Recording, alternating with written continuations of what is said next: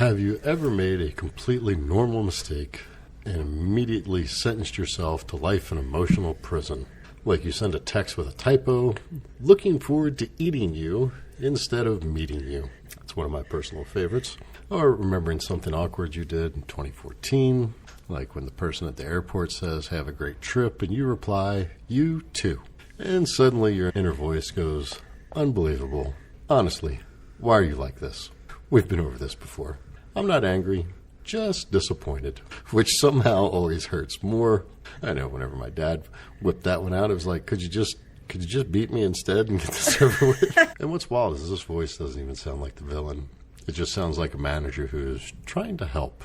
Very calm, very reasonable, very mean. So today we're talking about that voice.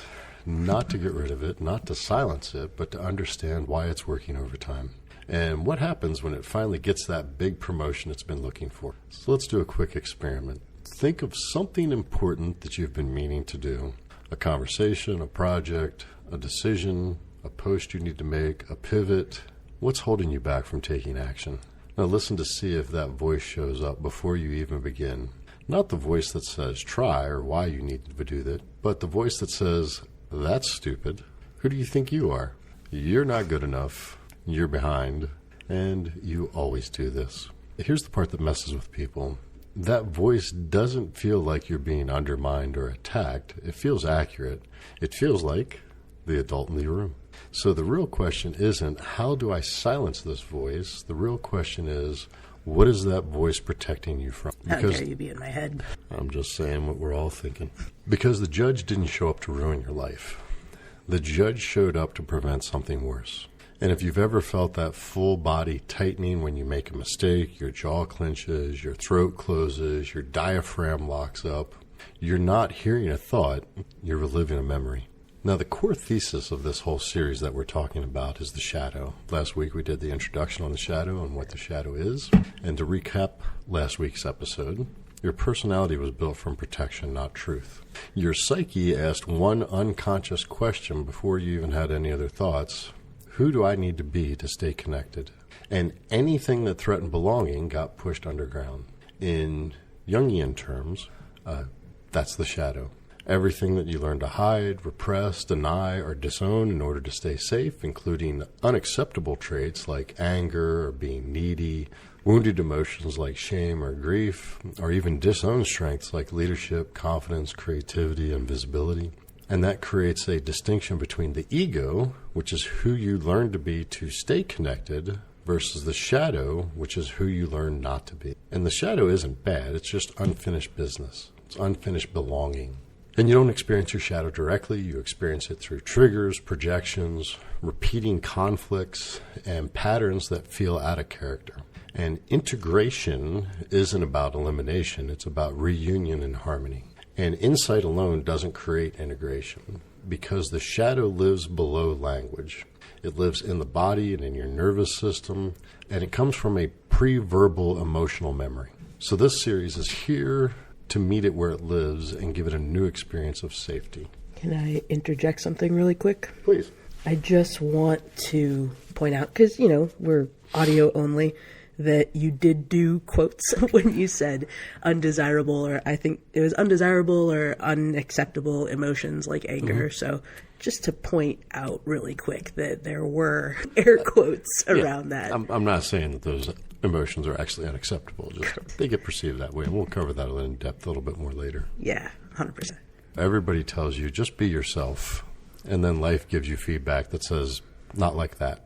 It's always my favorite. Just be yourself. Not like that. Be yourself, and while you're at it, take about 20% off the top. At least. Or maybe don't be like that at all.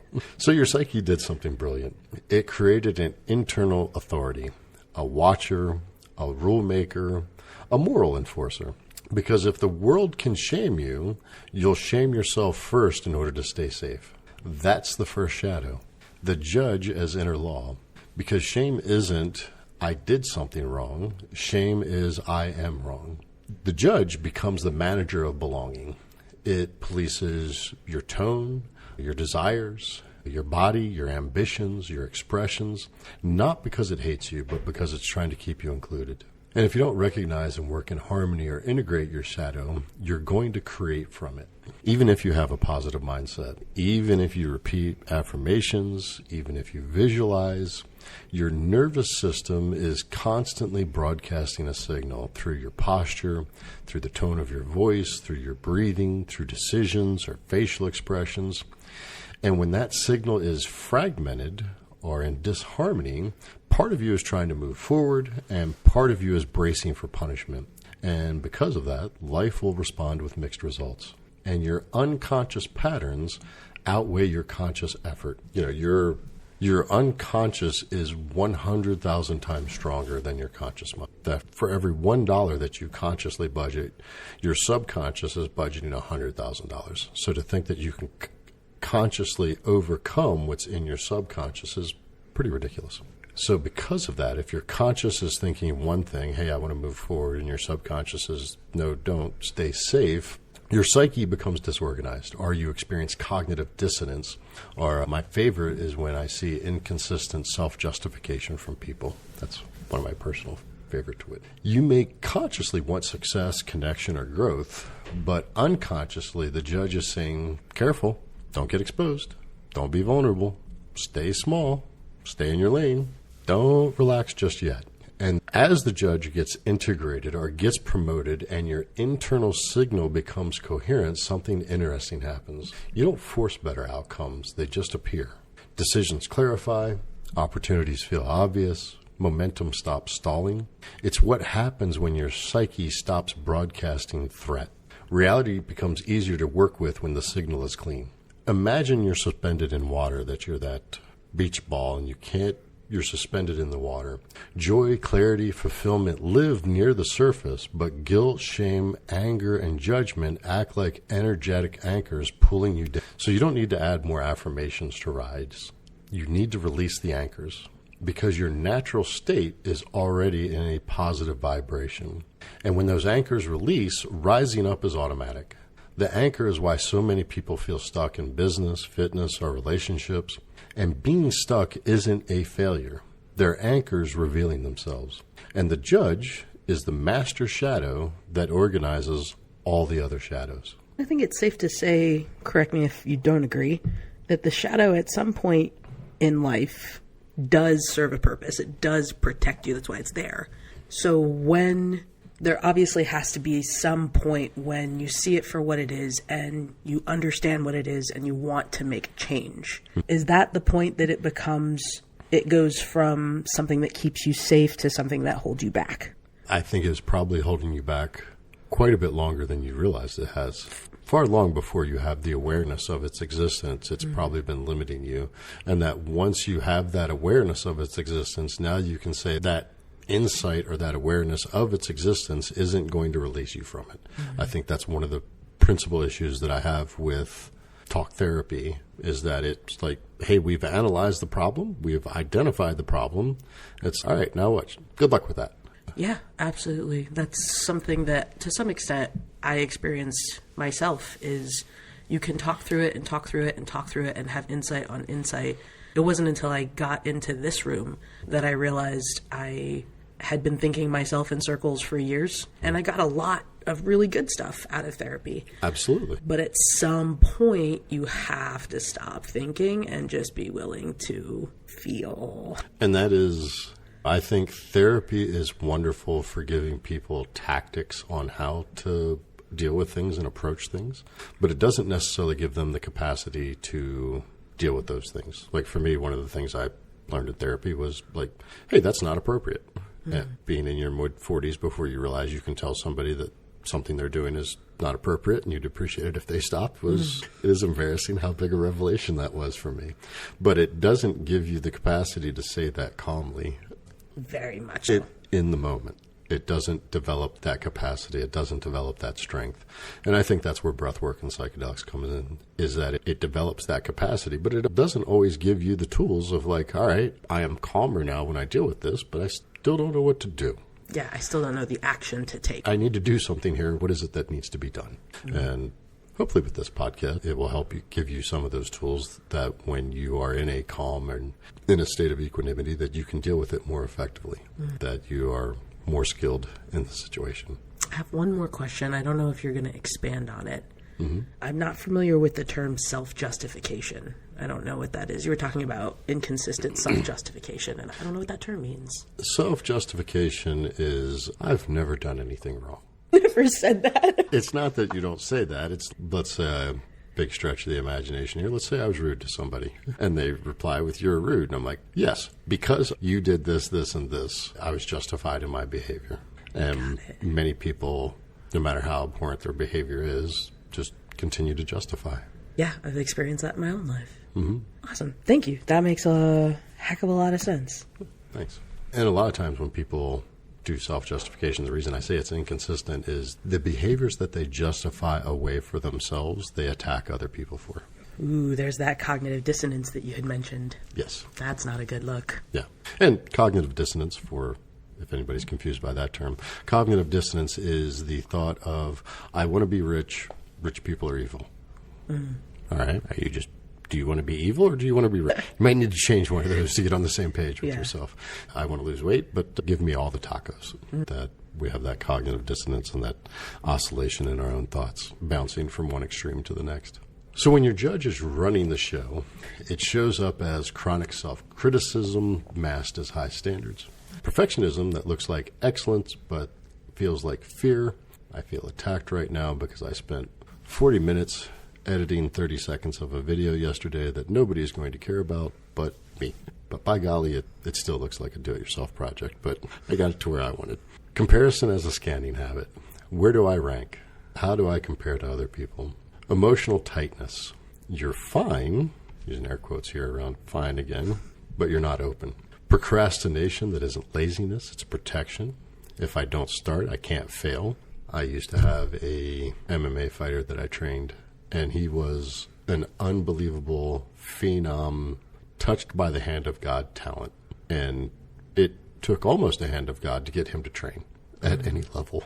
And he would just go into fights completely unprepared. And if he won, he was like, look at how awesome I am. I won without almost any training. And then if he lost, he was like, I didn't train at all. So that was, as his trainer, that was very frustrating. I can imagine. Yes, because he should have been a world champion multiple times over. It can show up as harshness in relationships.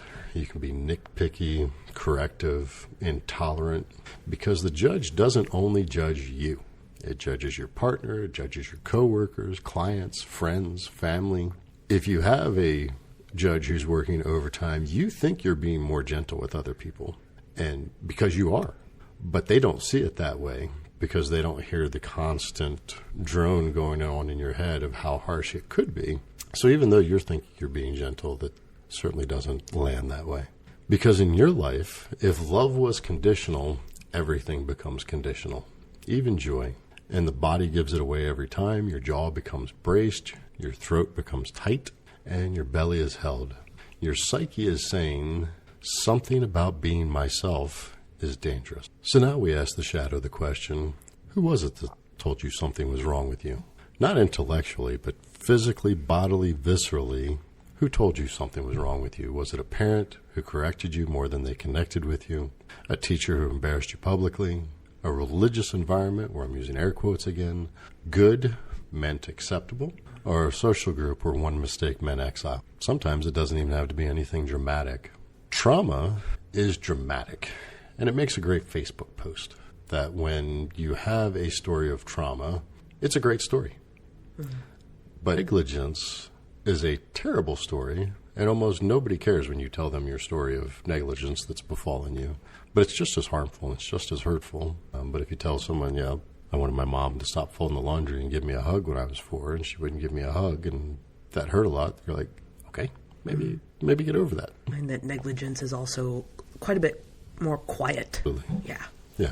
That a lot of the things that create the judge, that create that shadow, they don't have to be dramatic. It can just be a stone face in response to your efforts of connection. Absolutely. Maybe it was subtle. Maybe it was a little 1,000 micro message that says, love is earned here.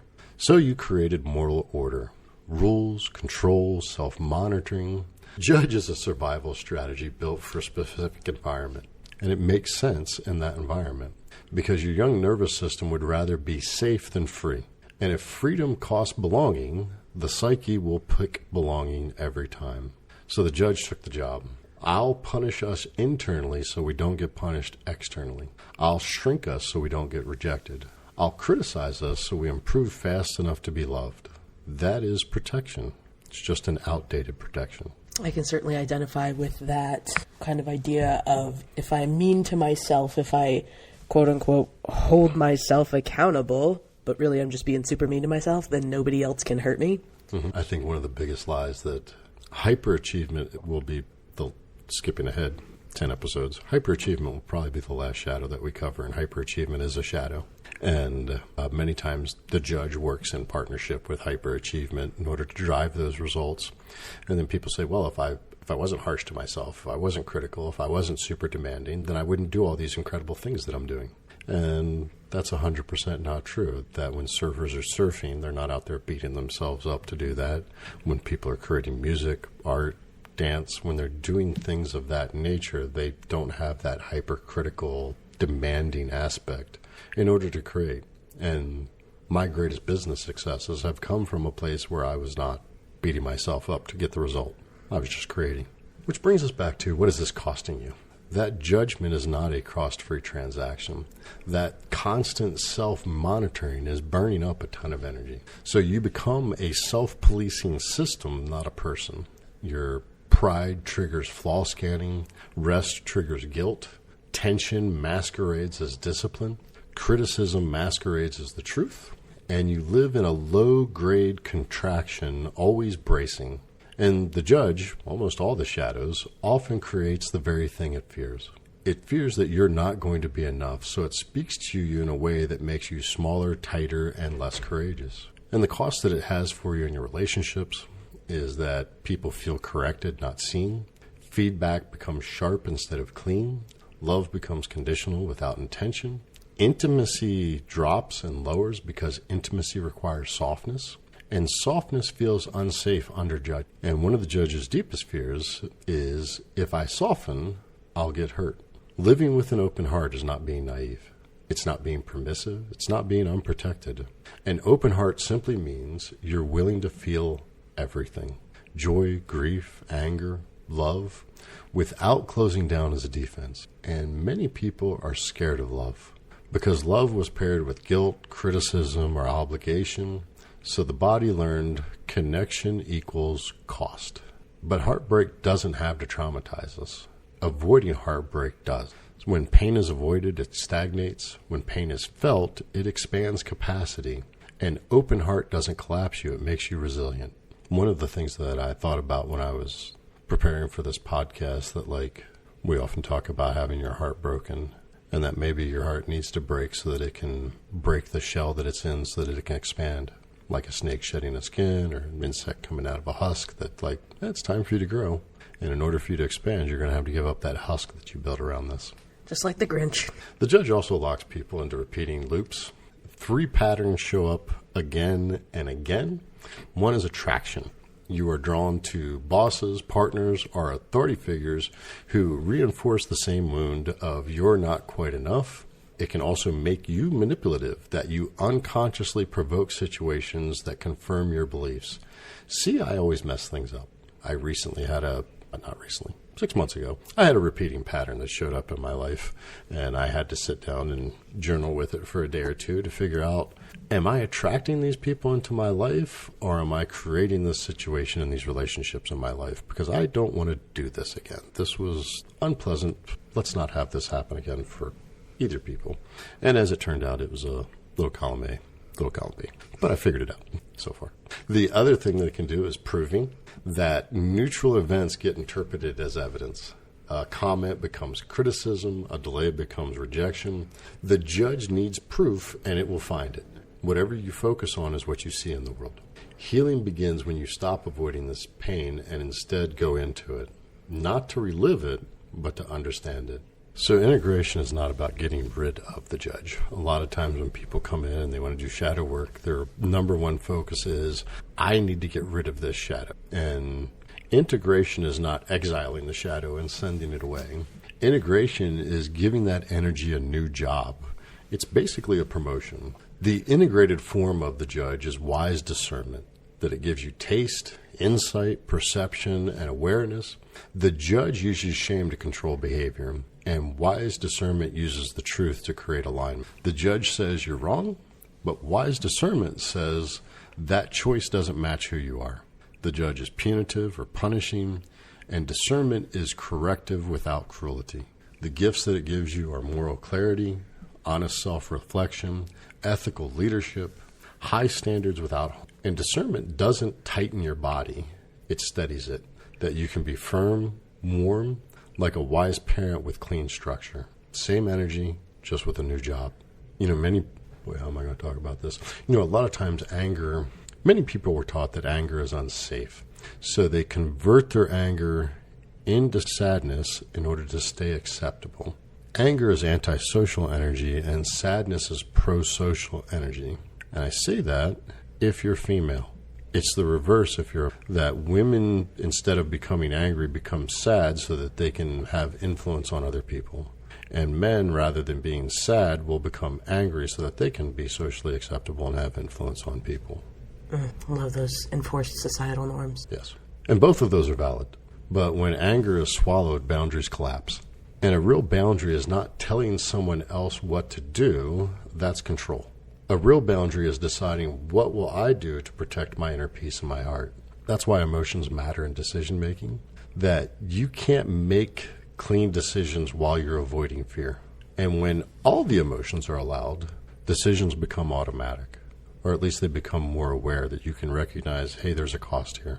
Something it took me a very long time to understand about boundaries, because when I was first introduced to the concept, initially it seemed very selfish to me. And I finally was able to understand that boundaries are about I statements. It's not about what is someone else going to do, which you made the perfect point. That is trying to control someone. That is manipulation. It is about, if this happens, this is how I will respond. Correct. Yeah, that is very useful for me to finally get through my head. And in order to do that well, it takes a lot of thought to be able to do that well. The first thought is, I will punish you. And it's like, well, that's not really going to work. In order to create a better system so that everybody's aligned, it takes a lot of thought. A lot of times, I think I've said this in the past, a lot of times I don't realize my boundaries have been crossed and after they've been crossed. Like, oh, I didn't realize I had a boundary there. This is new information for me as well. Hold on. Let me integrate this real quick. We're reassessing this entire situation. I guess one of the other continual stub toes that I have with boundaries is someone will ask, oh, can I step one toe over the line of your boundary? Yeah, that's fine. Okay, just one more toe. And then 6 months later, they're a half mile into your boundary and you have a freak out moment. And you're like, well, you said this was okay the whole time. I'm like, yeah, I did, but you've been baby stepping your way to Gomorrah here, and now I am displeased. Yeah, I was trying to give you an inch and you went ahead and took a mile. Correct. And that's not okay with me. I just have that image of the hook coming onto the stage and like yoinking someone out. Yeah. With love. Yes. Yeah. So now we're going to take this out of the mind and into the body. Because, again, the judge isn't just a thought pattern, it is a tension pattern. It lives in your jaw through suppressed expression and control. It lives in your throat being tightened through swallowed truth or fear of being too much. And your diaphragm of holding emotion, holding your breath tight so that you're ready to get hit. So instead of saying, I have to stop judging myself, we replace this with, I can tell myself the truth. So you can clench your jaw, you soften your tongue, you bring the breath low into the diaphragm while you relax your belly, you lengthen and soften the exhale, you can do a little hum with it, and you can even give yourself permission to let it be imperfect. Which I think is ultra powerful. I have a minor habit of being a lot irritated when I'm not immediately good at something that I don't know how to do. I know that doesn't make sense. I'm fully aware, but I think it ties back into exactly what we're talking about. Early on in this journey, I practiced a lot of different styles of breathwork. I practiced a lot of different styles of meditation. And one of the things I did was practicing ohms, where you go, Om, and you're supposed to do it like 108 times over 30 minutes. And I did that every morning for like 90 days. And it's remarkable at how poorly you can do an Om. I discovered like very quickly that there are 3 different parts to it. There's and you can snaggle that up badly, and I did for quite some time. And again, had to give myself permission of like, you've never actually done this before. How about you give yourself a little patience? I was like, nope. Every one of these needs to be perfect. Need to be perfect, and it needs to happen now. I should be the Buddha the first time I do my own. That did not happen. After 6 months, I was pretty good at it. This is how anchors dissolve, not by force, but by allowance. And it's a simple way that the judge releases. It's not through positive thinking. It's not through arguing with it. It's just about letting go. And letting go means making the unconscious conscious without trying to change it. So if you're doing breath work and you're focusing on your shadow, the first thing that you would like to do while you're doing your breath work, if the sense of that shadow is coming up and you have that feeling, that you're not going to analyze it, you're going to ask, where do I feel this in my body? Maybe it's the tight jaw, maybe it's a knot in the stomach, maybe it's a weight in the chest, maybe it's a tight throat. You're not naming the story, you're finding the anchor point. And then once you feel that, don't distract yourself, don't try to improve it, don't try to transcend it, don't even have a conversation with it. Just let yourself feel the raw sensation, the heat, the pressure, the density, the tightness, the ache, that the judge survives on avoidance, and presence begins its release. And as you're feeling that, you can remind yourself, I am not this emotion, I am experiencing this emotion. Or you can say, I am a conscious being experiencing the emotion of criticism, or whatever it is that you feel coming up. And that creates space without rejection. And then you're just going to watch the sensation, like a calm parent watching a child. No fixing, no judging, no story. And you'll just stay until the energy completes its cycle. And when emotions are fully felt, they eventually run out of steam. That's not some philosophy or moral thing. That's just physiology. This is how anchors dissolve. It's crazy how true that is and how long it took me to understand that and experience it. I don't think I fully understood it until I experienced it. Mm-hmm. It's very much... It's not a passive action. Like, you very much have to... That doesn't make sense. It's not passive. It's active. Mm-hmm. This is one of those things, like when people talk about stillness, that there is a stillness that is passive, where you're just floating on the lazy river. Mm-hmm. But one of the other things about stillness is what I call the ready position. You're on the balls of your feet. You're ready. Your knees are bent. Everything's ready to go, but you're still. It's like, why aren't you moving? I don't need to. I'm waiting. There's nothing for me to react to. There's nothing for me to respond to. I don't need to move right now, so I am still. So for the next 7 days, let's see if you can catch yourself making one judgment statement per day. You're probably going to make more than that, but maybe you could just catch just one. An example is, and instead you can say, I felt exposed. Maybe I can just do this for 10 minutes and then stop. You can say, I'm not disciplined, so my structure failed, and I'll create a 2-step plan to address that. I ruined things. I got reactive. It's like, all right, instead of being reactive, let's create one honest repair sentence. Your work isn't to be nicer. It's to be cleaner. It's to have truth without cruelty. Yeah, that is so self-compassionate. The judge was built to keep you safe, but safety brought shame with it that is expensive. This week, we're not firing the judge. We're promoting it. From punishment to discernment, from contraction to clarity. And the question to carry is simple. Who told you something was wrong with you? And what would life look like if you stopped believing them? If something in this episode resonated with you, it's an invitation. Nothing you heard today is asking you to get rid of part of yourself.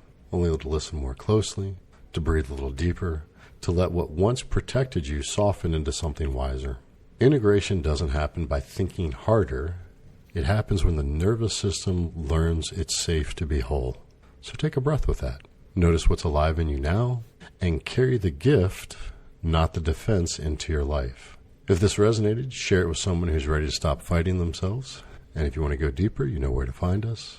Until next time, how you breathe is how you live. Take a breath like you're already safe.